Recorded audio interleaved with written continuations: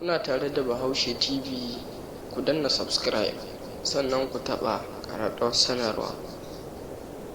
Yadda Kasim ya yi garkuwa da kanwarsa Asiya ya buƙaci mahaifinsu ya biya miliyan 10. Rundunar 'yan sandan jihar Katsina ta cafke wani matashi mai suna Ibrahim Kasim da ke da shekara 22, wanda ta kama da laifin yin garkuwa da kanwarsa da suke uba ɗaya, sannan ya buƙaci mahaifinsu ya biya miliyan 10 don fansa. Kasim ya aikata haka ne a ƙauyen Makera da ke ƙaramar hukumar Funtuwa.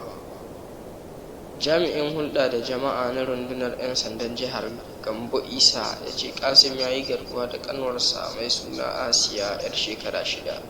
Kasim ya aikata haka da taimakon budurwarsa Murja da wasu kuma daga cikin abokansa.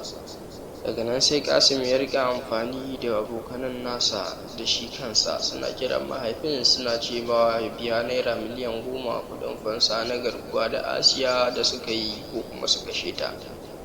Shi kuma mahaifin bai sani cewa ɗansa ba ne. Yanzu dai Kasimu na tsare a hannun 'yan sanda bayan cafke shi da suka yi, sannan ana ci gaba da bincike a kai. Sannan ku taɓa ƙararrawar sanarwa.